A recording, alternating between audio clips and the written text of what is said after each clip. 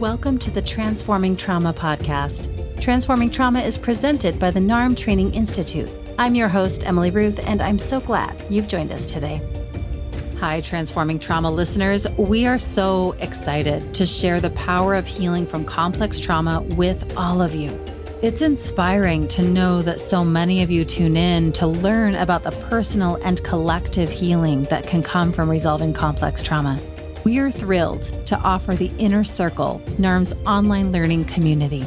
Each month, members receive direct mentorship from NARM creator Dr. Lawrence Heller, NARM training director Brad Kammer, and other NARM faculty through live webinars. These webinars deconstruct the various elements of complex trauma, including issues related to developmental, relational, cultural, and intergenerational trauma. They will also guide you through a step-by-step process of learning how to integrate NARM into your work by sharing NARM demonstration videos of client sessions and then pulling up the hood to describe how NARM is being used with real clients to resolve complex trauma.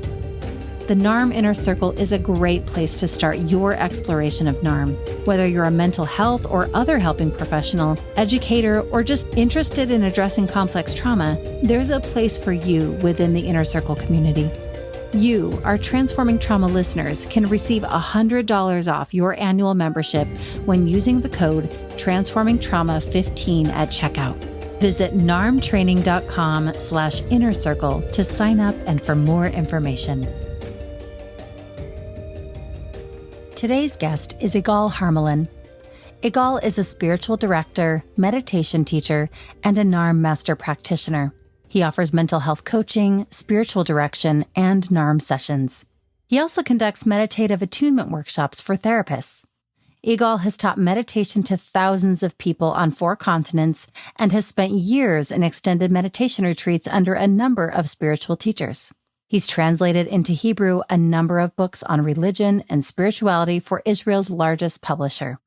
Igal now lives in New York City with his wife, Rabbi Lisa Goldstein, and their foster son. Please enjoy this conversation between Brad Kammer and Igal Hamelin. Welcome, Igal. I'm so excited to have you on Transforming Trauma.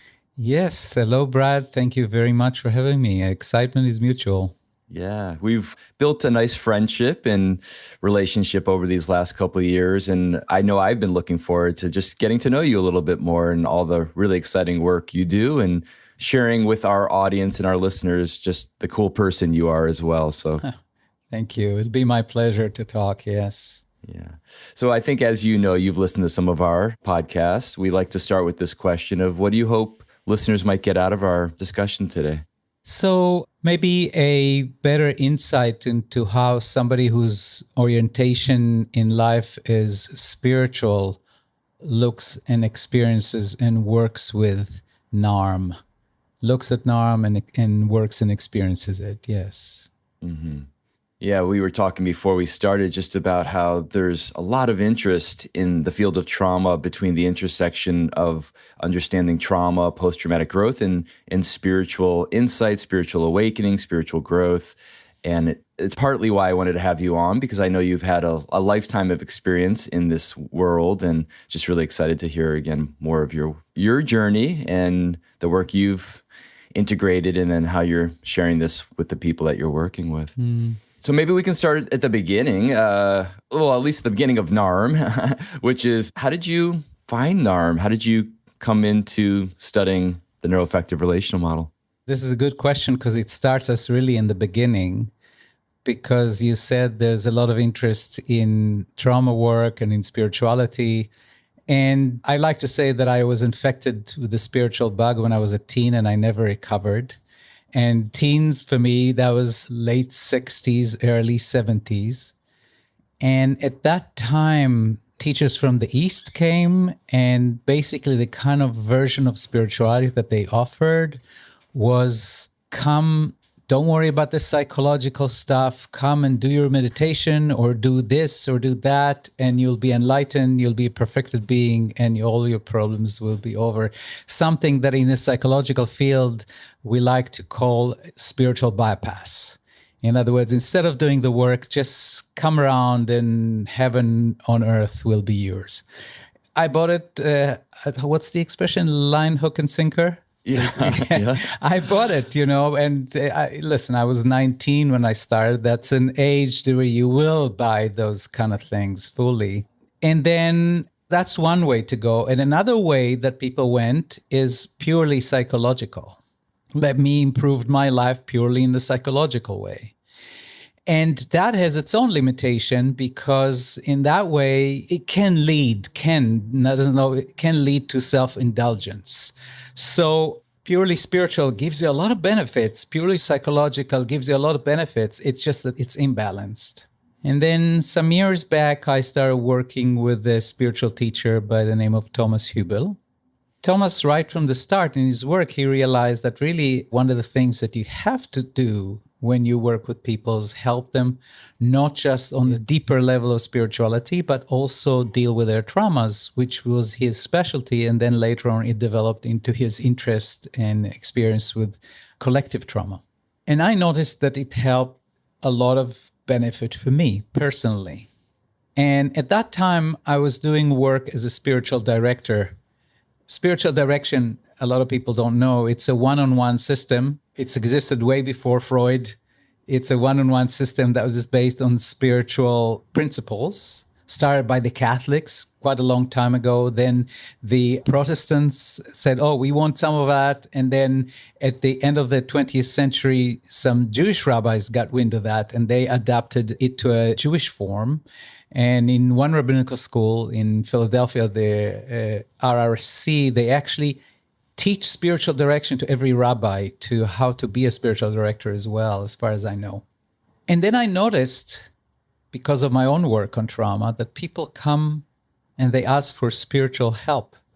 But really, what's beyond that is they need help with their attachment trauma. And because I've done my own work and still doing, I noticed that. And so I realized sometimes I started sending them out.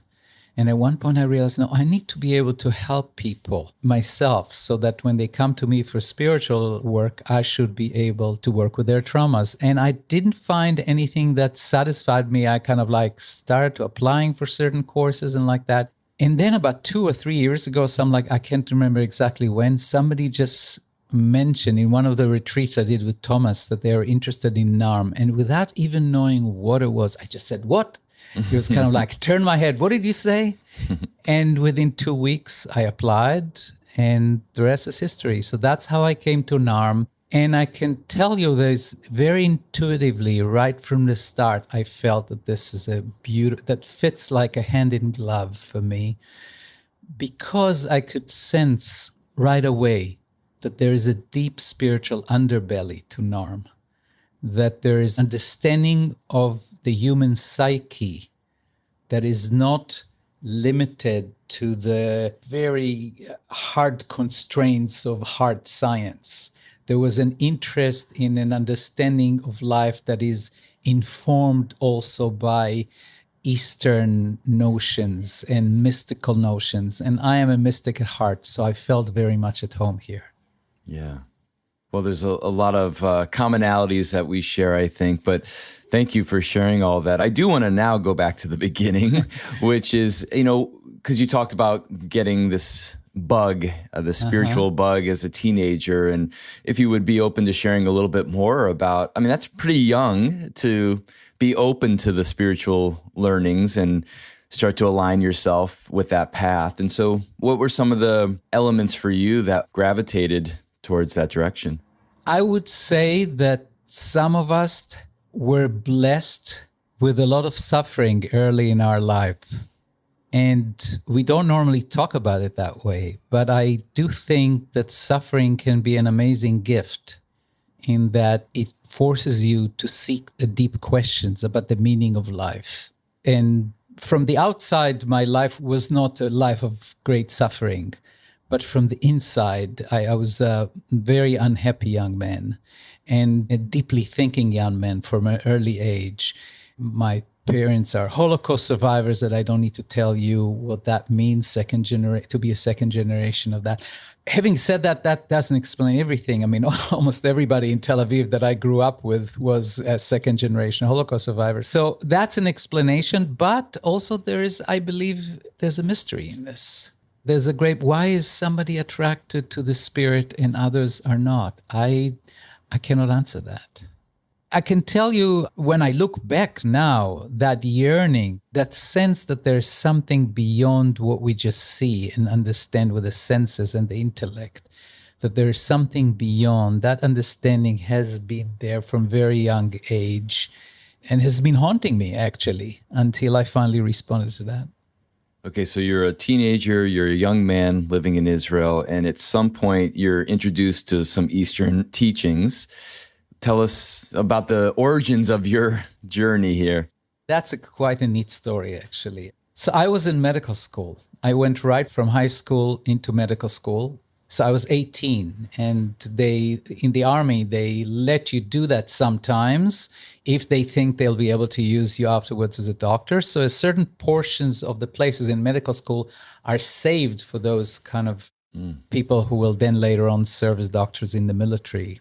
And I was in medical school, and I remember one day my roommate walked in, and he's today a famous biophysicist in Israel. Oh. And he said, over lunch, we all live unconsciously.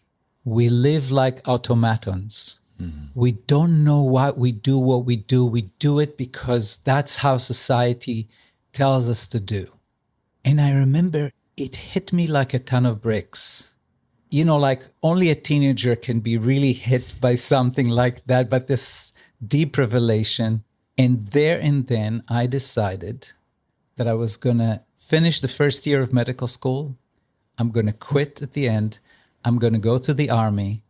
And at the end of my military service of 3 years, which everybody is obliged to do, I will go to India, find a guru, and become conscious. Wow. And it was a result, everybody thought, you can imagine a Jewish family finally have their sons in medical school. And he's telling them, this is the early 70s, he's telling them that he's leaving medical school, and he tells them this plan: I'm going to go in the army, and then I'm going to India to find a guru. So, I mean, this was a disaster of an unimaginable proportion. And there was tremendous pushback from my family, from my high school teachers. It started a very dramatic chain of events. And luckily, the more they pushed, the more resolve I had. And mind you, I didn't know anything about gurus or anything. It was just an intuition. This was before Israelis were flooding India. At that time, it was not very popular at all. So I did that. I finished the first year. I went to the army. I became a military correspondent, luckily. And then I met somebody who was meditating. And I wasn't impressed with what he told me about that meditation, but I thought to myself, I'm in the army. I can't go to India right now. Why don't I just start with something? Mm-hmm. And the moment I started, I realized, oh, wow. And I remember sitting and really having a sense of an existential relief of a kind that I did not experience before. And this is the lure. This was the lure of meditation in those days. And that's why people thought, oh, I would just meditate and my problems would be over. Because I never experienced this kind of existential relief before. And so that started me on the path. And sometime after I started meditating, I remember the date. It was 15th July, 1973. And I remember where I learned and by whom, and I even remember what I wore on that day. It was a very important day. And then within a few weeks, I heard some lectures of the person who started that meditation. It was Maharishi Mahesh Yogi, the founder of Transcendental Meditation. And I resolved, again, in the same kind of very determined way, I will finish the army, I will go and study with him, become a meditation teacher, and I will find a way to work with him. Oh, wow. And you did? it unfolded just like that. I remember that the other teachers of TM were laughing at me. What does this guy know? He just here for 3 weeks and he already says, I'm going to go with and work with Marshy. And it was like that. I was blessed. It was an amazing experience. I was in this movement of TM for almost 25 years. Worked very closely with him. He was amazingly loving, fatherly. I learned tons from him. And then it came to an end in my 40s. When I was 19, it was one thing. When I was 40, there was different needs and different understandings about life. And somehow it came to an end. Yeah. So you spent those 20, 25 years as a TM teacher? So I was a TM teacher. I wasn't, even though in retrospect, I taught a lot of people. I taught thousands of people. But most of the time I was with him or in ashrams connected to him. And I became because he recognized my passion for religion, he asked me to work on comparative religion. And basically I was under his tutelage. I was studying the mystical teachings of religious teachers around the world and around the ages. And it was a very generative time, and also experientially and intellectually. And I'd say he raised me up. He ushered me into adulthood in a very beautiful way. Wow, I'm just kind of imagining you in your 20s and 30s, like immersed both experientially in the communities that you were around, but also the depth of learning. It really does sound like a very mystical journey that you were on. It was a mystical journey. And I would say that, he, as well as others that I've studied with afterwards, did not believe in need for psychological work. He was poo-pooing it. And he felt that if you just did TM, your problems will be over. Where did that come from? I think it came from his own experience. Because, you see, he was born in the beginning of the 20th century, in 1918 or 1917, I don't remember exactly. India was very different at the time. The complication of the Western society were not existing in a much more traditional society in India. And he was a very traditional man in many ways. And I think also it is possible that the psychological work that he was exposed to was not really something that impressed him.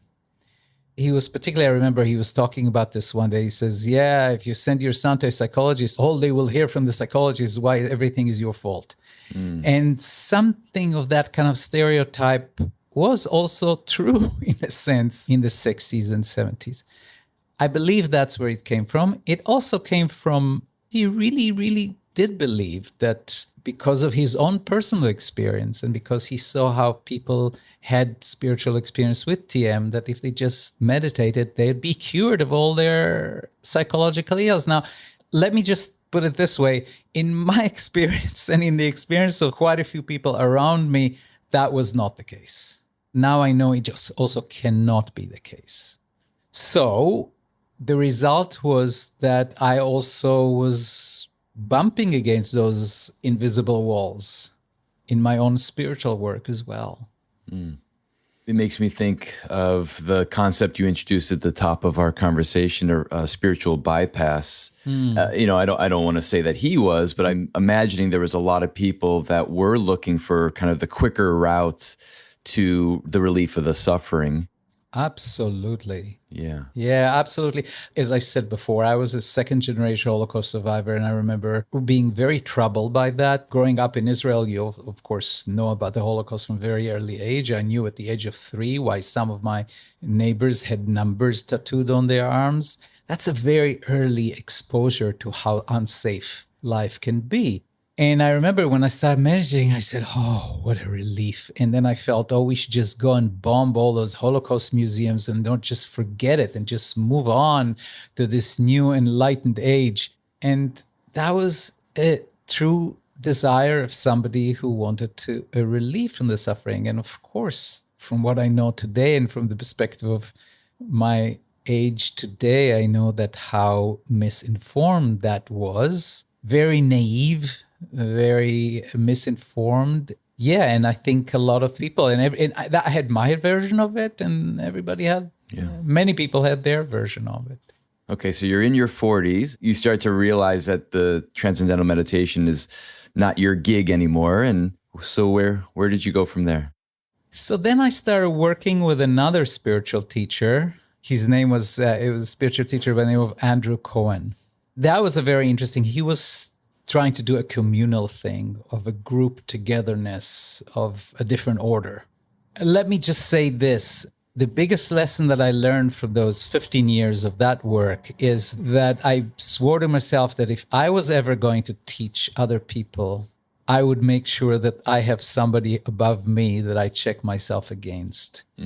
This was a case in which somebody who had a very deep spiritual experience and also a strong transmission, but because they didn't do their own work, they traumatized people incredibly. I mean, for me, these were very difficult 15 years. And it was confusing and mixed because the transmission was so powerful.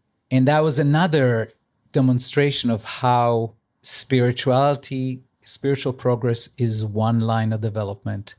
Psychological development is a different line of development, and you need to do both. Just like you have a left foot and a right foot, and it just, you cannot just jump on one of these feet. You have to do both to progress. Yeah, we've had Daniel Shaw on the podcast now twice. His work is so interesting on traumatic narcissism, and he himself had a similar experience.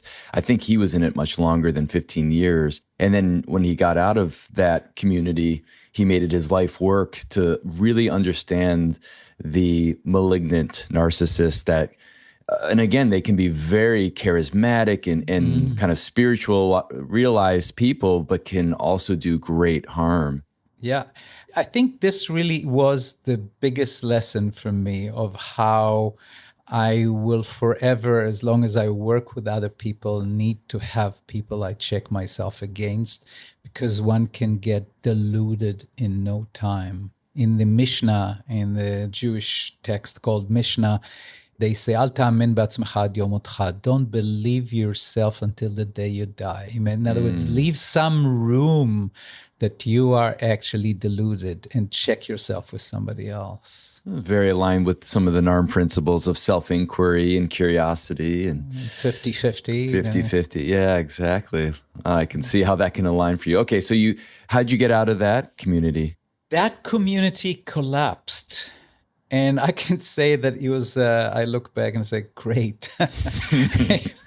Because then, I was, also I should like to say, I got a lot out of it. And to this very day, some of our closest friends are from that community, people that I meet with on a regular basis. And even those that I don't meet, when we meet, because we've been through this experience together of very deep communal experience of sharing, of being very vulnerable, that there is a certain camaraderie that's reminiscent of camaraderie of warriors who've been to battle together. Yeah. Maybe a little traumatic bonding there. Yes, that's also true, but also more than that. Yeah. Because it wasn't only traumatic. Mm-hmm. And then I said, okay, so when that was over, I asked myself, okay, so what do I want to do now? And it was very clear. I was in my late 50s, and I said, okay, so two things have to happen. First of all, I want to settle down and have a family, get married and have a family. And secondly, I need to embrace Judaism more deeply. I've been interested in Judaism very passionately from the day I started meditating. It kind of opened something for me because I suddenly understood that the Judaism that I was seeing everywhere around me was not the Judaism that speaks to my heart. But the moment I had a deep experience of transcendence, then I said, oh, that's what it's about. So I was very interested in mystical Judaism as a kind of almost a serious hobby. But then when that finished, I said, no, I want Judaism to be the organizing principle around which my spiritual life evolves. And without getting into too much details, within 2 years or so, I was married, and I'm still happily married to, and you know, my wife. Yes. And she's also very interested in NARM, and soon will be a NARM practitioner herself. And Judaism became more and more important in my life. She is a rabbi, and I am now part-time studying in rabbinical school. and became a spiritual director after that to work with people in a different way, not just through meditation. And now a very passionate, enthusiastic, and grateful NARM practitioner, NARM Master Practitioner. Yes. Okay, so there's one piece that was skipped, which is how did you connect into the collective trauma work of Thomas Hübl? Yes. So I met Thomas Hübl quite some few years ago in Israel when he's married to an Israeli woman. So his home is in Israel. And when he first came there, I was there actually for some time. These were very beginning days, and we went for lunch together. And I got to know him a little bit. And he had made a very deep impression on me. I felt, wow, there was somebody really walks his talk and very simple. And at the time I was working with Andrew Cohen, so it was just I was very committed to that path. And then I remember at one point when I was in New York already living with Lisa, my wife, at one point, for all kinds of reasons, the thought came to me to it's like kept coming, contact Thomas, check it out. And it's interesting. And I would tell my wife, there's this man, and I kept having these things every morning that I should contact him. And then I wouldn't do it. And one day I told her, every day I have this thought, I'm going to go now. Before I even brush my teeth, I'm going to check, see what he's doing. And I turn on the computer, and lo and behold, the next day he was in New York. Wow. and he never comes to New York. So look, I don't know what to make of it, but he was just like that. And I was like, whoa, this is like too much, kind of. And then I went there, and it was just an introduction to a training that he was doing, 2.5 years training. And I said, this is just right up my alley. And it spoke very deeply to me. And I would say that both Maharshi and Andrew Cohen had a strong collective element in their teaching. Maharshi had this, in some way, I would say, a simplistic kind of way. If there's a square root of 1% of people who are doing his advanced programs in a city, that city will have no crime, or the crime will be reduced. He added it to a very simple mechanistic formula. But there wasn't a collective idea there already. Andrew had a different kind of a collective idea about how people come together in a radical way. And sometimes we even had a taste of that. And so I was already interested in a collective work. And then when I started doing the work with him, I went into this 2.5-year advanced program, which he calls a spiritual root canal.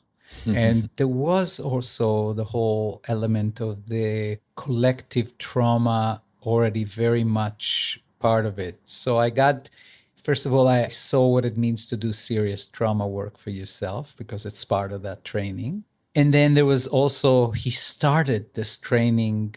He calls it Pocket Project, how to create pockets of sanity in areas of trauma, pockets of healing. And he started that, and I was there on the ground when he started it. And that's how the interest arose. And then I became an assistant in one of the labs that he was doing. And that's very much part of what I see my work should be. Can you describe a little bit more what the actual work is like? So I think for that, I have to tell you a little bit of how he even came across the whole idea of collective trauma. So he started doing retreats in Germany. And then one day it just happened, there was kind of a wave of cathartic release that was obviously collective, that a lot of people started having these visions of Holocaust, and deep traumatic material started to come to the surface that didn't have the sense of an individual person, that there was kind of like almost like everybody was swept in a wave. And he thought this was a one-time thing. And then it happened again. And he says, so what's going on? And then when it happened in another group, when he did in Israel, he said, something is happening around me that I have to respond to. And he got a sense, there's a collective dimension here. He was working when the group was coming to a particular coherent level on the retreats, something was allowed to erupt. And that something, he had a sense, was not individual. And then he started experimenting with it, and experimenting with him over more than a decade. And he realized that there's particular things that can facilitate that eruption and other things that keep it under control. And he said, well, let's see if we can lean into it. And he had the sense that much of what we consider normal now in society is because as a race, we look through the shattered glass of collective trauma. And so it became important to him. He says, there's only so much individual healing you can do if you live in a milieu of collective and intergenerational trauma, you don't address it, then there's only so much healing that you can do. So the work, to the extent that I understand it, is you bring people together. And there's a way in which he's very skilled at it. For me, it's still I'm like a kindergartner or somewhere between kindergarten and first grade about this. But he's very skilled at asking questions and creating a certain field, allowing so that some things will be allowed to express itself. And then people work in groups and there's a lot of support. There's a big team of support. And how to maintain connection and coherence even while the eruption is going on. So that, as a NARM practitioner, will speak to you, because even on the individual level, when there's traumatic material comes up, how can you stay in connection even while it happens? The same principle happens in a collective field. How do you maintain coherence and connection even while the eruption is happening? So they're part of a team that's supporting this process for a certain community or group of people. So I was either, at one point I was part of the team, at other points I was part of the people who were going through all kinds of my own stuff that's collective, that's not necessarily mine, was expressed. So both sides. And I'm about to start, I think he's starting in 2022, he's starting a program, a 1-year program that's actually meant to train facilitators for those groups. So how do you see that work in NARM coming together for your own unique process here?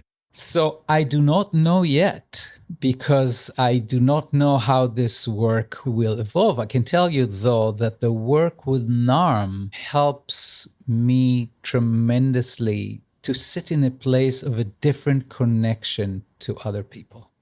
There's an element of connectedness that we're being trained by you and the others to do and coach to do, and that you also exemplify, that enables a certain connection and a witnessing of other people's trauma that's very healing for the other.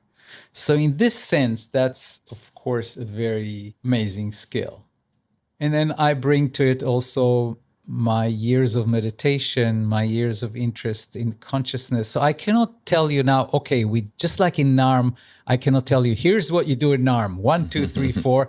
I cannot tell, even less I can tell you about collective trauma, because it's really a work in progress even for Thomas. And I don't really know about it, except I feel very interested and passionate about it. Mm-hmm. Okay, so you're going to be taking this practitioner training, is that what it's called? I don't know how he's going to call it. It's basically kind of an extension of the 2.5-year program that I did with him. He just adds 1 more year for people who will facilitate groups of collective healing.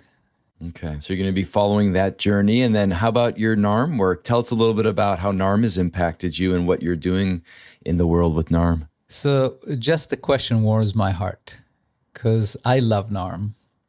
NARM was such an amazing surprise for me, because I really at first thought I need to have a skill of just how to deal with trauma. But as I said right from the start, I felt very much at home in this particular community. So I love sitting with people in NARM because, first of all, as a NARM practitioner, I get to meet people from all over the US and from walks of life and accents and political persuasions and racial backgrounds that I don't come in contact with just living here in New York. And it's been beautiful to come into contact, to see the common humanity, the common suffering, and the miracles that can happen when you just sit with people with interest, with care, with non-judgment, and with curiosity. and to be amazed at how beautiful that can be. You don't need to be clever. You don't need to be this all-knowing person. You don't even need to necessarily have any result. You just need to be human with the other person and with yourself at the same time. And just out of the field of humanity, healing happens. That's a deeply spiritual, it's a deeply healing thing. So it's been a total gift. And I would say also that one of my passions, and I don't know how that will happen, because I would like to bring NARM also to the Jewish world, particularly, because if there is a group that's a repository of trauma, the Jewish people are, we've been at it for thousands of years, we've been collecting traumas everywhere.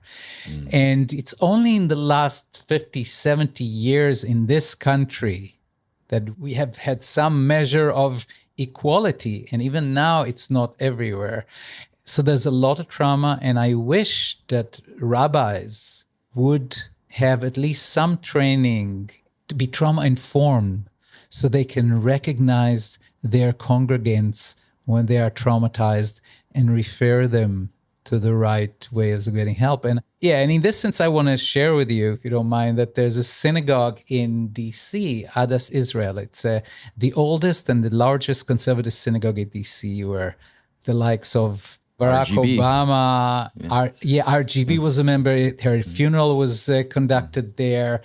Presidents, the Dalai Lama spoke there, Martin Luther King spoke there. It's a very old, established community. And they recognize for themselves that after COVID, people come back to the congregation. They are kind of shell-shocked, sort of.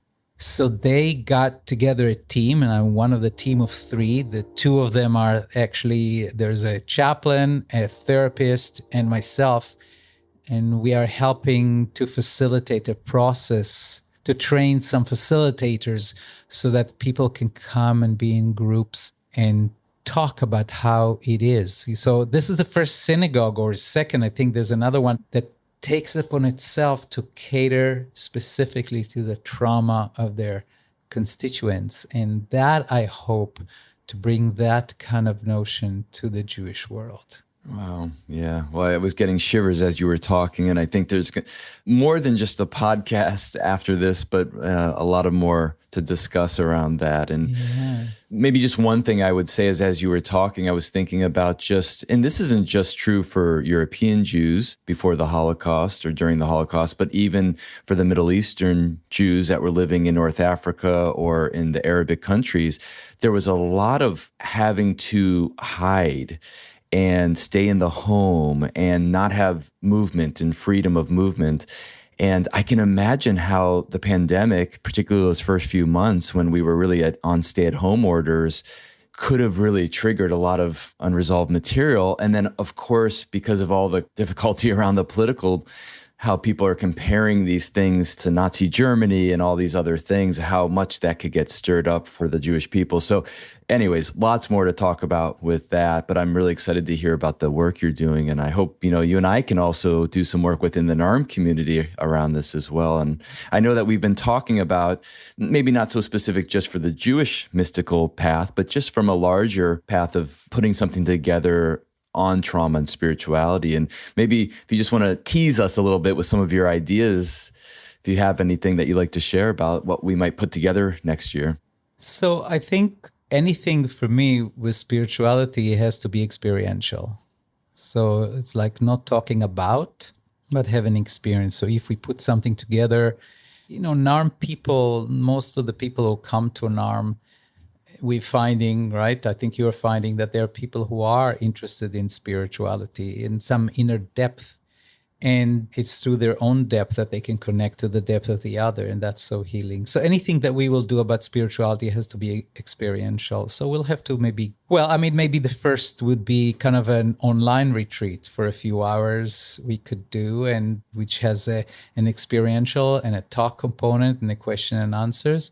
and then maybe some weekend or a week somewhere in a nice place. I know you've been dreaming about Hawaii and could be there or any other place, and where people can actually have the freedom to just put their iPhones and computers aside for a few days and just see what happens when they go within in a controlled way. And that can be, for me, that I need this at least once a year, twice a year to do something like that. And I think it'll be a beautiful thing that we can offer to the NARM community.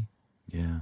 I know one thing you've already offered to a lot of us. I wasn't able to be there live, but I was able to be part of it because you sent me the recording, thankfully. But you offered a meditative attunement workshop for NARM therapists. Yes, Yeah. So that's correct. So there was a group of people, and I realized, wow, so much of our work is really about attuning to our clients. And so let's make it more conscious. Let's have some exercise and make it more conscious. And yes, I had a group of people. We had a fantastic time. We had a blast. And yes, and that's something when I'm a little bit, right now, I joke sometimes that I'm a member of a course that trains me to increase the number of hours in the day from 24 to 36. And I need to graduate from that course to do all the things that I want to do. So my hope is at one point to actually offer that meditative attunement on a regular basis.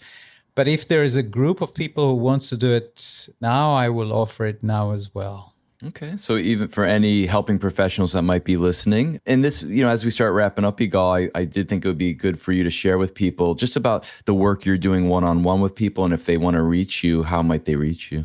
Thank you. So for the most part, for most of the demand on my time right now, the work that I do with people is NARM work.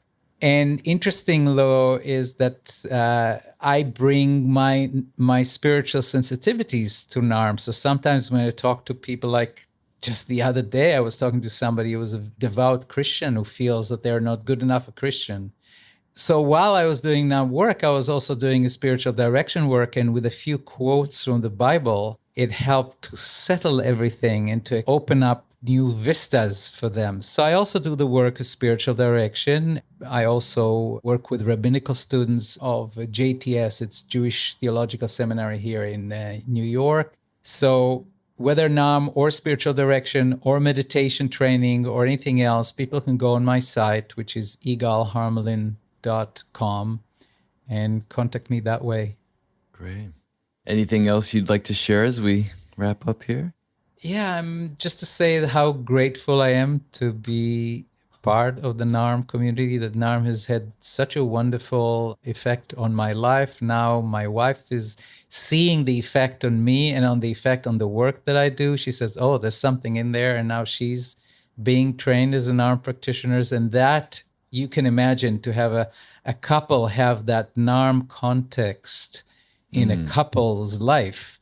It's tremendously enriching, and it's a great gift. Yeah. Well, it's been a pleasure to get to know her as well. And I hope I'll have a conversation like this with her soon too. Sure. And just as we wrap up, I've been touched by kind of learning more about you. I've always wanted to we've wanted to spend more time together. And Yes. here we are. Here's a first good step to that. But I just wanted to tell listeners about how when Igal comes into groups, there's a warmth that you bring that I saw, because you came one module late, right, into Yes. your first training with me. And there was a way that you brought a certain heartfulness that people really gravitated towards. And I know that your group has stayed very connected since then.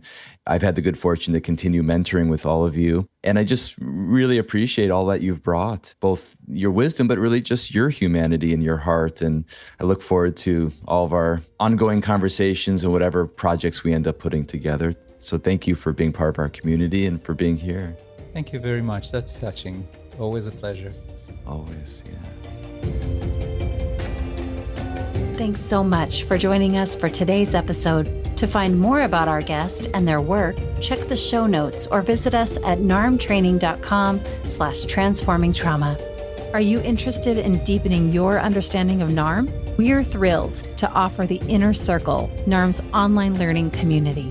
Each month, members receive direct mentorship from NARM creator Dr. Lawrence Heller, NARM training director Brad Kammer, and other NARM faculty through live webinars. The Inner Circle is also a hub for the international NARM community, where people working with complex trauma from around the world come together to connect, network, and develop trauma-informed projects to benefit our world. Visit narmtraining.com/inner circle to sign up and for more information. Our Transforming Trauma listeners can receive $100 off your annual membership when using the code TransformingTrauma15 at checkout. Thanks to Andrea Klunder and the Creative Imposter Studios for producing and editing, to Tori Essex for our album art, and to Brad Kammer for the creation of this podcast. We look forward to building community, connection with you, and changing the world by transforming trauma.